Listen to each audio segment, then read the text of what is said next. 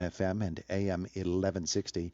Joined in the studio this morning by Ryan Shaffer and, Chris, I forget your name, Chris Anderson from White Township. And it's good to have you both with us here today because you have a pretty important topic, White Township's proposed deer management program. And our conversation brought to you by Marcus and Mack, a law firm representing injured people. Gentlemen, good morning. Good morning. Good morning. It's good to have you both with us. Ryan, let's start with you. First of all, there's an open house planned where this is all going to be put out before people and they get a chance to comment, and it's a pretty important event, isn't it? Yeah, that's correct. It's this Thursday. Starts at 6:30 p.m. This is an opportunity for the public to come in and speak with a panel of experts, and also have a chance to speak with White Township employees, myself included, about details of the program. Again, this is all proposed at this point. It hasn't been passed. The board's still, actively considering it and soliciting feedback. So, the open house on Thursday night is a great opportunity for the public to learn about the intent of the program. Yeah, and Chris, this really is what local government's all about, isn't it? Giving people the opportunity to hear about a program, offer their feedback, and then the supervisors will take all of that into account before a final decision is made.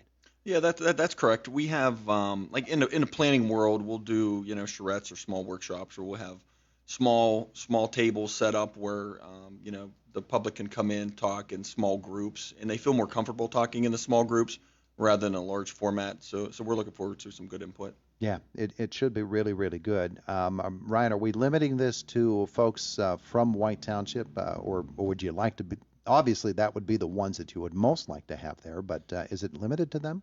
It is not. Yeah. So, there's no real restriction on who can attend. Obviously, as the township, our first priorities to our own constituents and residents and landholders.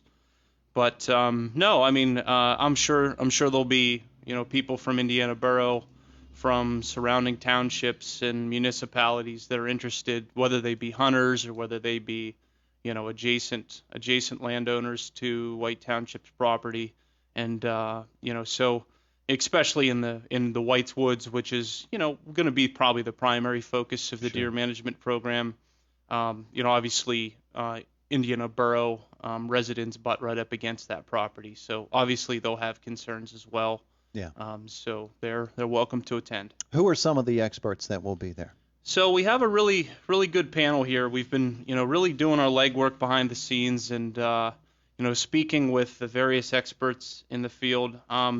First of all, I'd like to say that the program was developed on Murraysville's program. Murraysville parks, they have like 5 or 6 pretty large wooded parks, and so they've had a deer management program in place for, don't quote me on this, but something like 30 years. And it's been very successful down there. They have really good regeneration in their forests, and they attribute a lot of that to a very active and aggressive deer management plan. So we're bringing up the rec director from Murraysville.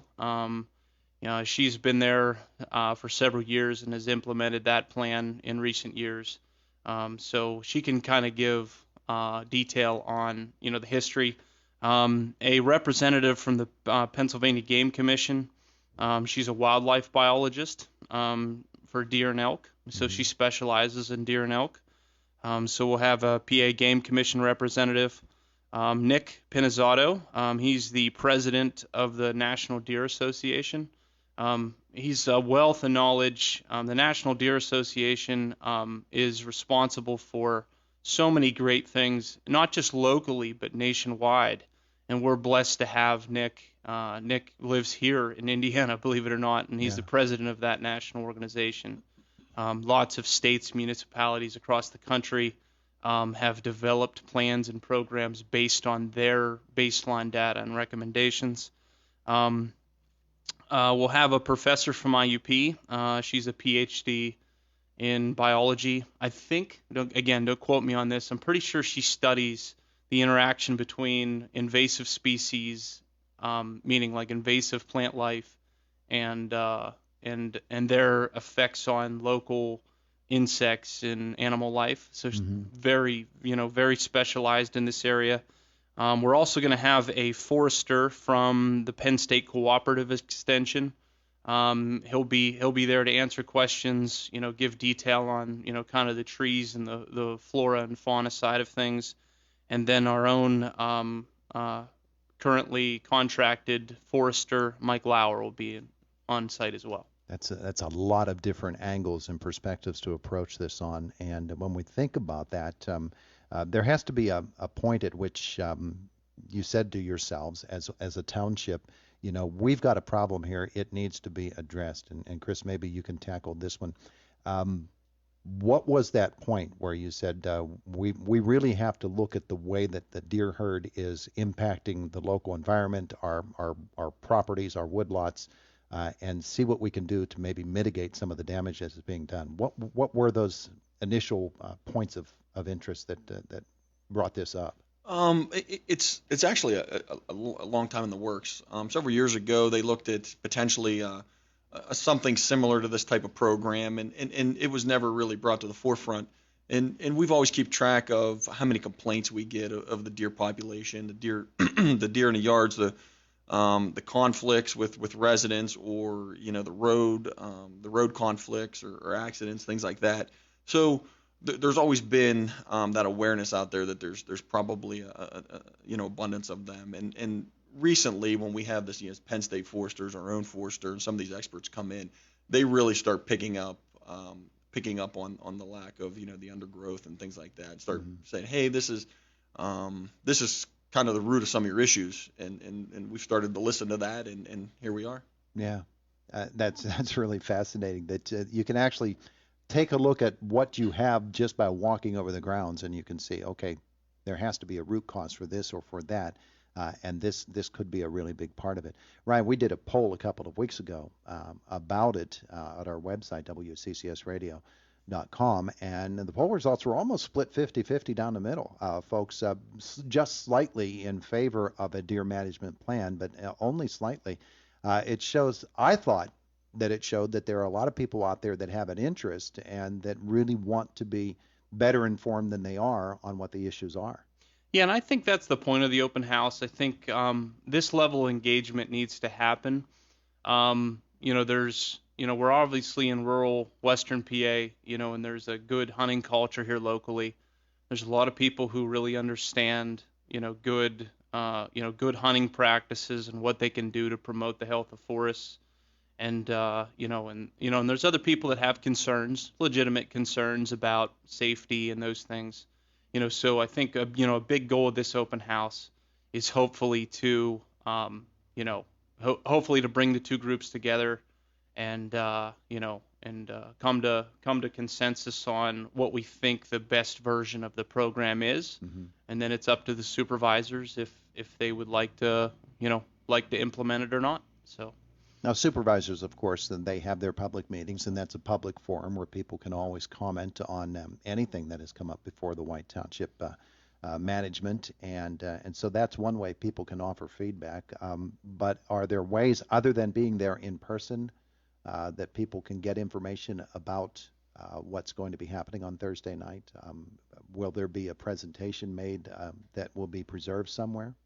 So our intent is to allow an opportunity for those who attend to, submit, they can speak with us about concerns and or, positives of what they see in the program.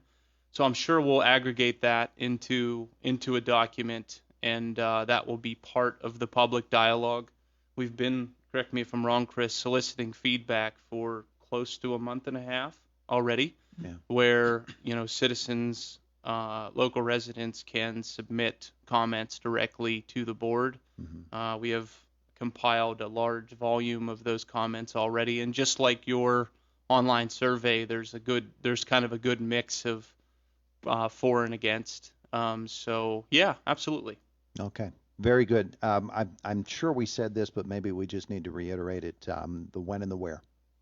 Thursday night. 6:30. It'll be on the turf side of the arena. So for those people who are, still worried, we obviously still live in a COVID America. It's on the turf side of the arena, and it is, it's a huge space. It's 17,000 square feet. We're going to spread out our various presenters. So, if there's concerns about physically distancing and the safety aspect, I don't think that'll be a problem on the turf side of the arena unless we approach, 500 to 1,000 people. Then, but, I don't know. We'll see what the turnout is. But just know we're taking every precaution necessary to make sure that people that want to stay safe through COVID can. Formatically, is it going to be a presentation by a speaker and then another speaker comes up, or is it just going to be able to wander around, or how's it going to work? So we'd like to just do an introduction of the primary experts that we've brought in. Just give them, just kind of, point and say, over here we have the wildlife biologist, over here we have the Penn State Co-op forester. But no, we got a lot of feedback, especially from the PA Game Commission, that said the best way to hold this type of an event is to do it in small group and interpersonal communication. They say a lot of times if you do it in a one speaker stands up there and then solicits questions, it can be a bad format, because if there's an emotional person in the crowd one way or the other that gets emotional, a lot of times then it becomes a back and forth kind of, everyone goes into their corners as opposed to small group. So we want to keep it at that small group, one-on-one interpersonal level. That way, if there is people that have, very emotional reactions, that it can have, it's a lot better, at the small level for those conversations to happen. Yeah, I think people that might be inhibited as well by a big crowd, they might be more comfortable in that way. Absolutely. Well. That's another good reason. All right, so this is going to be happening on Thursday at the S&T Bank Arena on the turf side, and that'll be from 6:30 to 8 p.m. Anything else people need to know? No, I think, again, just to reiterate, this is an ongoing conversation. This has not been passed by the board. This is all, out there for the public dialogue at this point. Very good. Gentlemen, thank you. Thank you. It is the voice of Indiana County, WCCS 101.1 FM and AM 1160.